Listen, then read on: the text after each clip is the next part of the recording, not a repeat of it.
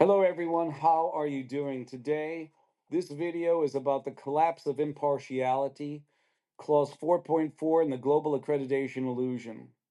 This has to do with, ladies and gentlemen, ISO IEC 1711 about conformity assessment requirements for accreditation bodies, accrediting conformity assessment bodies, meaning an accreditation body that is accrediting the registrar. These are all registrars up on ANSI ANAB's board. Okay, you have DQS, Intertech, NQA, NSF, TUV Rhineland, TUVSUD, BSI, and one thing about BSI at this time, they had the ability, they were also sitting with Boeing on ANSI ANABs, and I'm going to show it to you here because we have it. They were sitting on this web page. You see here BSI, and then you have Boeing down here. This used to be on Boeing's, actually on ANSI ANAB's web page or website. I did do a, right here, I took a snapshot of this web page of March of 2024. They took it down in August of 2024. I'm going to give you 10 examples of how your certificate is failing you. Because if you're all sitting on ANSI ANAB, 7 registrars, they are breaking 1711 for impartiality 4.4. And we would just want to give you examples of this, and you make your decision up after. But all you're going to say is they're breaking the rules. So, again, the collapse of impartiality, clause 4.4, the global accreditation illusion. Okay, ISO 1711 conformity assessment requirements for accreditation bodies, accrediting conformity assessment bodies. And here we go. The 10 examples that I'm going to give you now. And then I'm going to go back. We're going to do another one called Daryl Guberman, QA expert, Boeing blueprint for regulatory capture and QA collapse. This is all going to be intertwined. There's also a letter going along with this, but let's get this done first. The 10 examples are Intertech. We're going to hold this up again. Are Intertech, DQS, TUV Rhineland, BSI, TUVSUD, NSF, NQA, Boeing, and federal agencies like DHS and NIST reveal a system-wide failure of clause 4.4 for impartiality. The accreditation body shall not allow commercial, financial, or other pressures to compromise impartiality.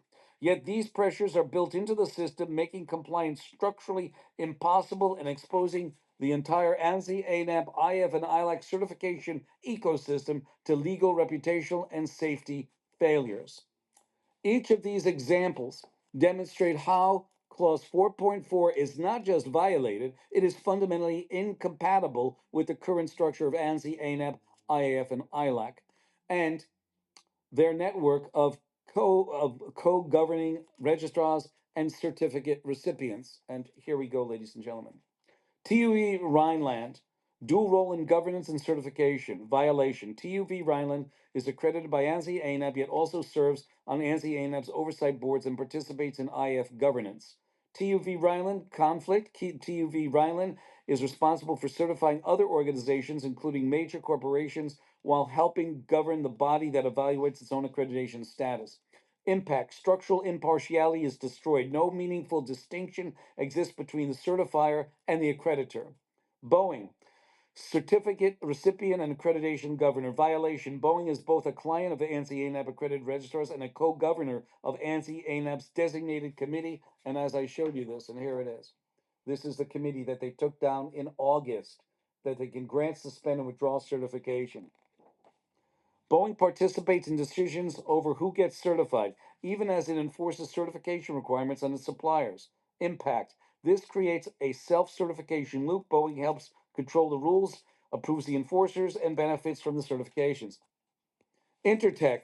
Governance while receiving and granting certifications. Violation. Intertech certifies organizations under the ANSI ANAB accreditation while sitting on ANSI ANAB accreditation structure that accredits them. Conflict.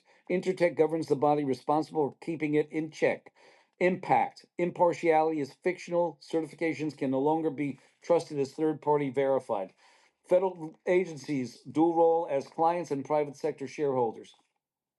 Violation. DHS and NIST, the National Institute of Standards and Technology, are clients of ANSI ANAB certified systems while also participating in governance and financial partnerships. Conflict. Federal oversight becomes compromised when agencies regulate and endorse the same private entities they rely on for safety certification impact. Government use of ANSI ANAB certified products becomes legally questionable and potentially unsafe. AS 9100 certification for Boeing issued after 22 years of enforcing it. Violation. Boeing enforced AS 9100 certification in its suppliers since 2002 without ever holding one of its own commercial airlines division until 2024 when they started working it. Conflict. Boeing enforced a rule it did not follow, then pursued certification under the body it co-governed. Impact. Certification becomes a tool of leverage, not just compliance, undermining industry-wide integrity. DQS accreditor and board member. DQS is an ANSI ANAB accredited registrar that sits on ANSI ANAB boards and IF's governance council. Conflict. As both a certificate issuer and accreditation authority, DQS operates with no separation of roles. Impact. Certifications or certificates lose any semblance of neutrality, especially when used in critical sectors like aerospace or cybersecurity. Number seven, BSI standards use U.S. accreditation global governance violation. BSI is accredited by ANSI ANAB for issuing U.S. Certifications. Conflict. BSI also sits on IF governing committees and plays a role in ANSI ANAB cooperative structures. Impact. BSI helps govern the same system that accredits, blurring lines between independent oversight and mutual interest. TUVSUD. Certification grants inside the oversight system. Violation. TUVSUD is accredited by ANSI ANAB and other IF bodies while being a governing participant in IF ILC policy formation. The organization issues certificates under the very framework it helps define and enforce. Impact. No structural independence exists between the certifier and the system accrediting it, making third party oversight a facade. NSF Registrar, Certifier Board Member, and Standard Setter. NSF is accredited by ANSI ANAB and sits on ANSI's Standard Development and Accreditation Boards. NSF both enforces standards and helps shape the rules used to evaluate it. Impact. NSF certifications are effectively validated by its own governance circle, eroding public trust and breaching impartiality. NQA, National Quality Assurance, Global Certifier, U.S. Governor. Violation. NQA is a certification body accredited by ANSI ANAB and holds positions on U.S. accreditation working groups and IF committees. Conflict. NQA governs the same network of standards that validate its own certificates. Impact. Oversight becomes a closed loop, certifiers reviewing each other in a self sustaining circle of legitimacy. Conclusion. All certifications granted under this model are non compliant with ISO 1711. This creates profound legal, reputational, and safety risks for Boeing, for federal agencies, and for the public. The very architecture of global accreditation has collapsed into self regulation masked as oversight. Ladies and gentlemen, I leave it here. And it is absolutely disgusting. I showed you this where you have BSI sitting on this board next to Boeing, next to all of these. This web page was taken down from the ANSI ANAB website. The two documents from April and July of 2002, they were taken down in January of 2025. They said in there that they were getting rid of redundant inspections, and if the need be or need arises, they'll come to the supplier's factory or wherever they're being manufactured, wherever the parts are being manufactured. So this web page, which was there it is, right here.